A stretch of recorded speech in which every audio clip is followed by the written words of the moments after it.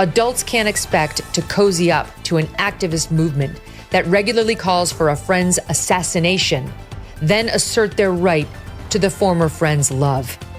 Emma is rightly free to disagree with me and indeed to discuss her feelings about me in public. But I have the same right, and I've finally decided to exercise it. I mean, mic drop, Stuber Gear. She could not have said this more perfectly, better, more powerfully, or more in a more damaging way for Emma Watson. So did Daniel Radcliffe. He should not escape this either. He was just as disgusting to her. And you know those were the ones that burned. As J.K. Rowling was dealing with death threats and having to amp up her security to protect her family, those are the ones she was thinking about, because we wouldn't even know Emma Watson's name if it hadn't been for J.K. Rowling. So, after J.K. Rowling's epic firestorm, clapback following years of being tossed under the bus by Emma Watson, the internet is ablaze with reactions, and let's be clear, most of them are cheering Rowling for absolutely torching Watson once and for all. Among those, leading the charge, Megyn Kelly. You already know Kelly never minces words when it comes to woke nonsense. So, take was as explosive as ever. This showdown is pure cultural fireworks, and trust me, there's a whole lot to break down. So, buckle up because it's about to get fiery. So J.K. Rowling, after years of holding her tongue, years of just letting these brats run around attacking her, has finally shot back. And it is scathing, it is beautiful, and it is clearly written by someone who's made $1 billion plus. So right off the bat, Megyn Kelly made it clear that J.K. Rowling's blistering takedown of Emma Watson was absolute fire. Kelly pointed out that Rowling didn't tiptoe around the issue or soften. Her words, she went straight for the jugular. It wasn't a half-hearted response.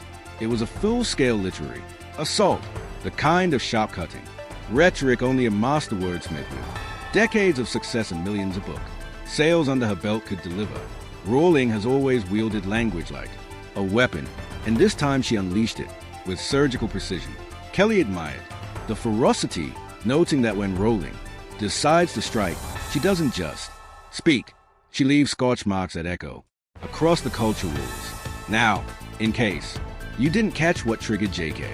Rowling to fire Emma Watson, watch this clip. I really don't believe that by having had that experience and holding the love and support and views that I have mean that I can't and don't treasure Joe and the person that I had personal experiences with. I will never believe that one negates the other. So here's the background to the clip you just watched.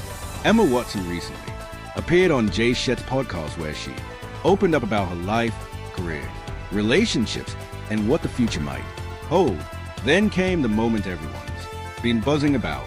J.K. Rowling's name entered the conversation.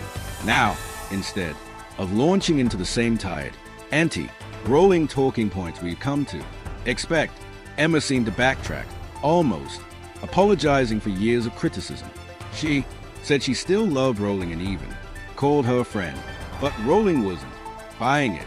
In response, she unleashed one of the sharpest, most scathing verbal takedowns in recent memory, a fiery reminder that apologies mean little when betrayal has already left its mark. The greatest irony here is that had Emma not decided in her most recent interview to declare that she loves and treasures me, a change of tack I suspect she's adopted because she's noticed full-throated condemnation of me is no longer quite as fashionable as it was. J.K. Rowling simply can't be fooled, and that's what makes her stand apart.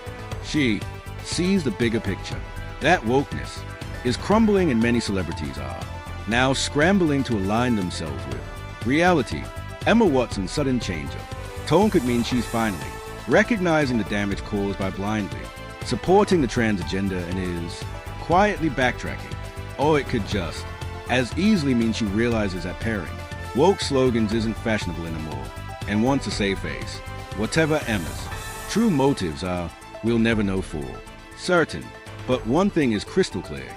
Rowling isn't swayed by half-hearted apologies or image-saving pivots. She's sharp enough to recognize insincerity from miles away, and she refuses to be fooled. Adults can't expect to cozy up to an activist movement that regularly calls for a friend's assassination, then assert their right to the former friend's love. Emma is rightly free to disagree with me and indeed to discuss her feelings about me in public. But I have the same right, and I've finally decided to exercise it. I mean, mic drop, Stuber gear.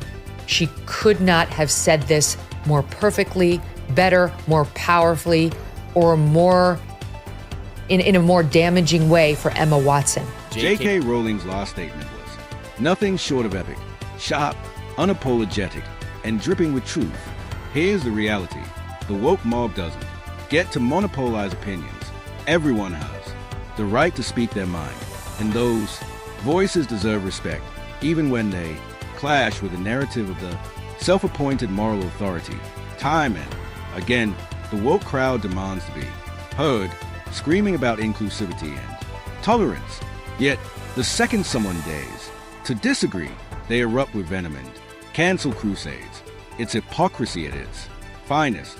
Rowling exposed that double standard with the precision of a scalpel, reminding the world that free thought cannot and will not be dictated by an intolerant mob drunk on its own self-righteousness. My favorite line, I wasn't a multimillionaire at 14. I lived in poverty while writing the book that made Emma famous. Oh, God. It's so effective. Yeah. It's so good. F this woman and her betrayal of J.K. Rowling when J.K. Rowling needed a friend, when she could have used just silence. If Emma Watson disagreed so mightily, and by the way, I don't believe she did. I believe she went along with the woke mob, just like all these actors do. There's no way she actually believes a man can become a woman. It's scientifically proven he cannot. And so even just her silence would have been something, but she joined in. Megyn is absolutely right. Emma Watson could have chosen the high road, respected the relationship she had with J.K. Rowling, and simply stayed silent if she didn't agree with her views. After all, Rowling is a very woman who gave her the opportunity of a lifetime, launching her into global stardom as Hermione Granger. Loyalty, or at the very least, basic gratitude would have meant keeping her criticisms private. But no, Watson couldn't resist.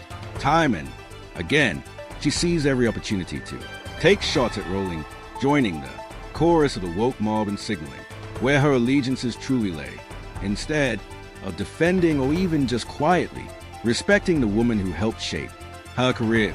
She betrayed her in public. That's what stings most. Rowling gave her everything, and in return, Watson chose pandering over principle.